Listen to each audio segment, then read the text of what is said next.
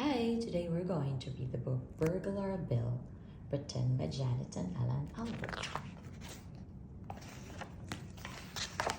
Burglar Bill lives by himself in a tall house full of stolen property. Every night he has stolen fish and chips and a cup of stolen tea for supper. Then he swings a big stolen sack over his shoulder and goes off to work stealing things. Every morning, Burglar Bill comes home from work and has stolen toast and marmalade and a cup of stolen coffee for breakfast.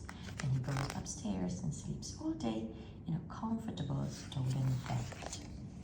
One night, Burglar Bill is working in a little street behind the police station.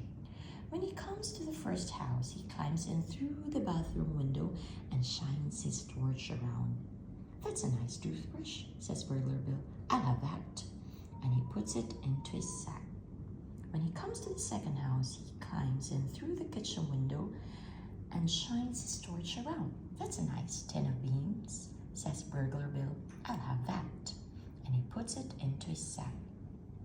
When he comes to the third house, he climbs in through the bedroom window and shines his torch around. "That's a nice hat and coat and a pair of trousers and socks and shoes," says Burglar Bill. "I'll have them." And he puts them into his sack. When he comes to the 16th house, he stops.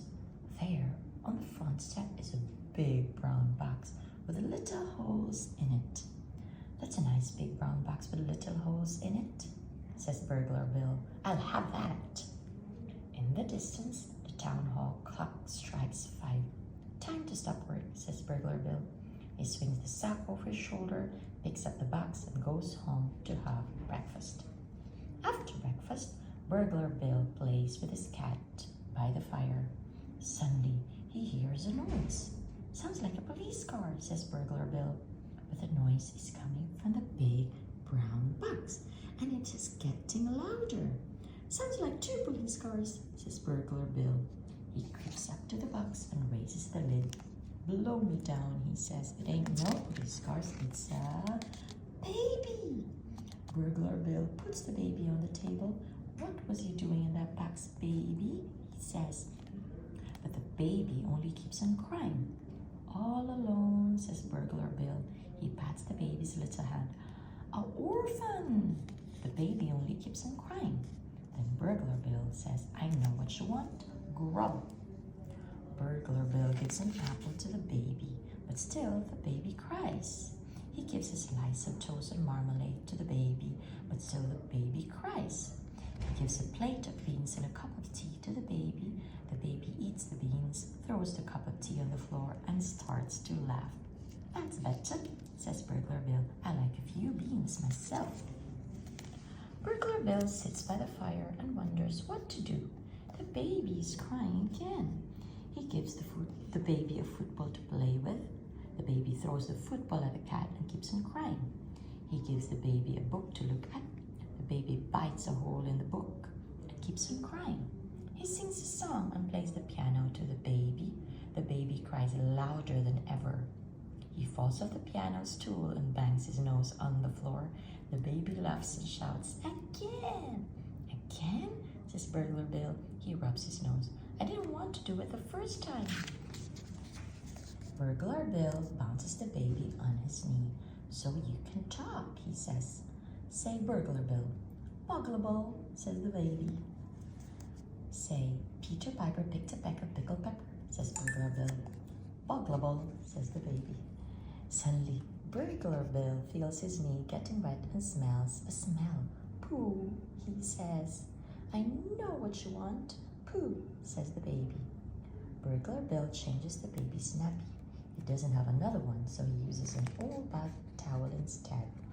"Say, for he's a jolly good fellow for changing my nappy," says Burglar Bill. Burglar Bill plays with the baby and shows it round the house. He feeds it again, changes his nappy again, washes its clothes, and hangs them on a line in the kitchen.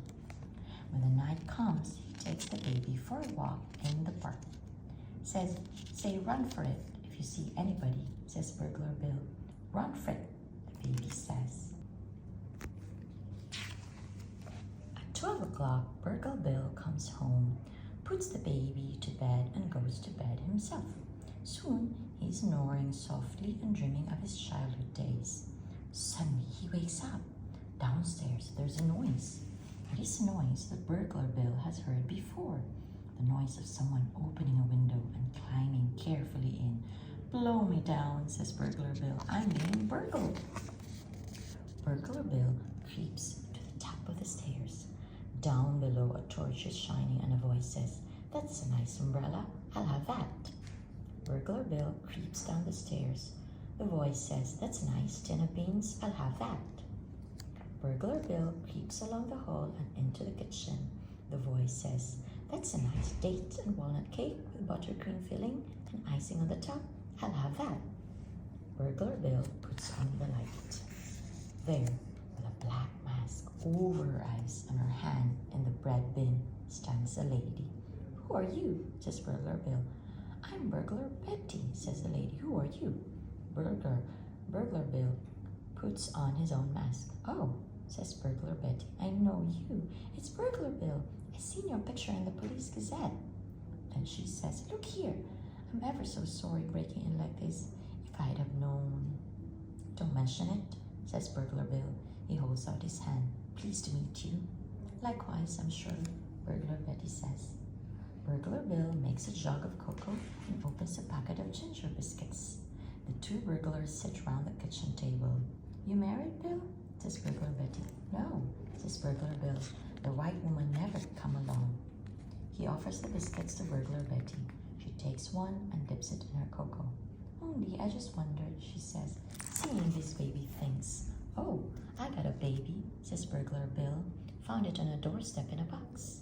"In a box?" says Burglar Betty. "That's right," says Burglar Bill. "A big brown box with little holes in it." "A big brown box with little holes in it?" says Burglar Betty. "That's right," says Burglar Bill. "Well, blow me down," says Burglar Betty. "That baby's mine." The two burglars hurry upstairs to the baby's room. "That's him," says Burglar Betty. She swings the baby in the air. "You see, he's got this little birthmark on his leg. And these are his own little clothes as well, what his grandma knit him." Back in the kitchen, Burglar Bill makes a fresh jug of cocoa and opens a packet of arrowroot biscuits. Meanwhile, Burglar Betty tells him how she lost the baby. "You see, I just left him on the doorstep for a minute while I was burgling the house, and when I come out, he was gone. I thought the police had got him. I only thought it was a useful sort of box," says Burglar Bill. "Never know there was a baby in there till I got it home." Burglar Betty gets ready to leave.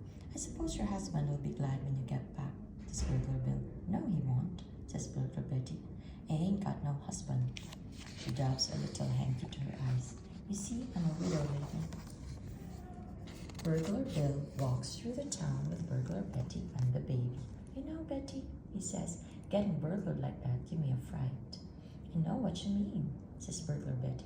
"Losing my baby like that giving me a fright." "I can see the error of my ways," says Burglar Bill. "I've been a bad man." "Me too," says Burglar Betty. "I've been a bad woman. I've been a terrible woman." Just then, the baby starts to cry. "Shh," says Burglar Betty. "You'll have the police after us." Burglar Bill looks over his shoulder. "From now on, I'm going to lead an honest life," he says. "And all of them things I've pinched.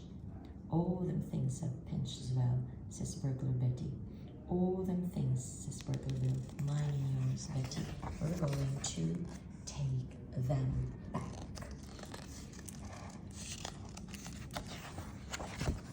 So Burglar Bill stops being a burglar and after a time starts working as a bread man in the local bakery. Burglar Betty stops being a burglar as well. When spring comes, she sells her house and gives the money to the police benevolent fund. Then she gets married to Burglar Bill. Outside the church, Bill stands with a baby in his arms. "Say, Baker Bill," he says. "Baker Bill," says the baby. "Say, for he's a jolly good fellow for marrying my mom," says Bill. "Say, for she's a jolly good fellow for marrying him," Betty says. In the distance, the town hall clock strikes 4. Bill Betty and the baby leave the church, walk down the little street behind the police station, and go home to have their tea. The end.